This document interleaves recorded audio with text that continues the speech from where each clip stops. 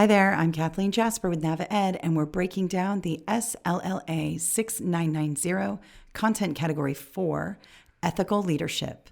Let's get started.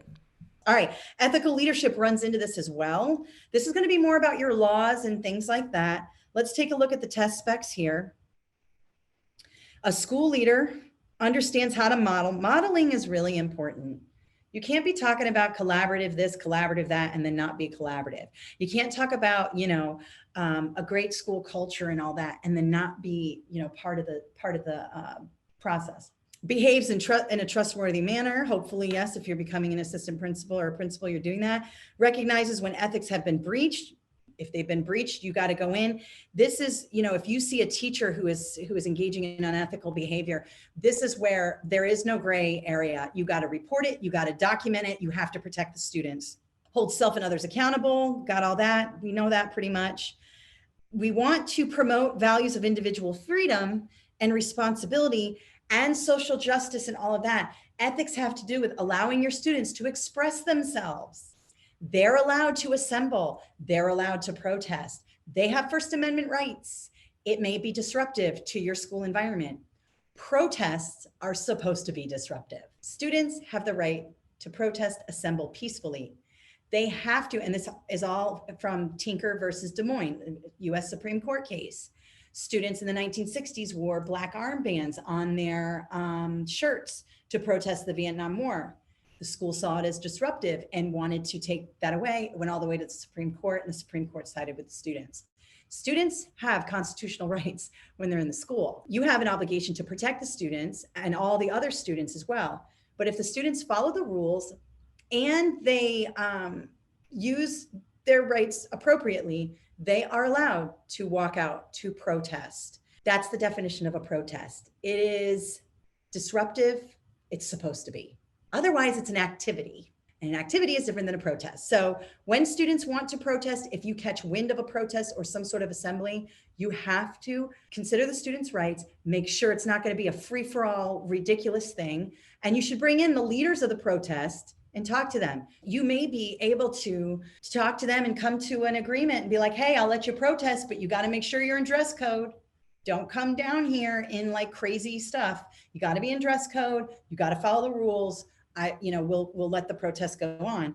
And normally that's a better approach than, no, you can't protest. It's a disruption. This is ridiculous. That's never a good thing. Keep your cool, let the kids do what they got to do, but also keep your school safe, okay? And that goes into social justice and all of that, makes data rationales explicit. This has to do with when you're talking to students or talking to teachers, you say, I came to this decision because of the data, or we're doing this because of the data. Very important.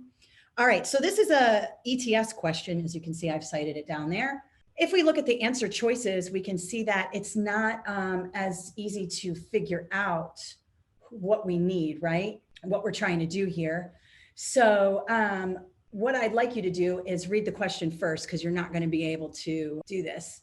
An elementary teacher, you're not going to be able to look at the answer choices. An elementary school leader is contacted by the parents of a school who broke his arm. They are concerned that he will be unable to complete assignments because of the inability to write. The school leader can best address the parent's concern.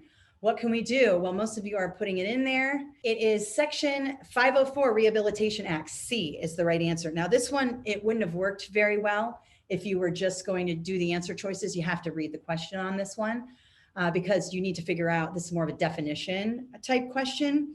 But Section 504 is part of IDEA, and it is part of the Rehabilitation Act, and it's a temporary fix. It's temporary accommodations. And in this situation, you can't punish the student for breaking his arm. So you're gonna have to make accommodation. Maybe they can dictate into a tape recorder. Maybe they use, a tape recorder. Who uses a tape recorder? What am I talking about? I'm sure there's some sort of software the kid can use, and you can justify it under 504. But the most important thing as a school leader is that you're going to need to communicate that to teachers. Teachers, they're in the thick of it. And some kids out 2 weeks, For some reason, they've got, in a high school, they got 200 kids. If you're in a non-core area, you've got 300 kids, 400 kids that you're looking after. So this kid's broken arm is like not on their radar, but you as the principal or assistant principal need to make sure your teachers are giving the student an opportunity to show mastery of standards, and the broken arm shouldn't be there. So this is temporary accommodations. It's just one of those ethical things that you got to do. It's one of those random questions that you can't just look at the answer choices. You actually have to know what the 504 is. We have a lot of awesome information about the SLLA 6990, so be sure you check out our leadership playlist before you go. I also wanted to let you know that we have a 3-part SLLA 6990 webinar series. The series is extremely comprehensive and very detailed for each section of the exam.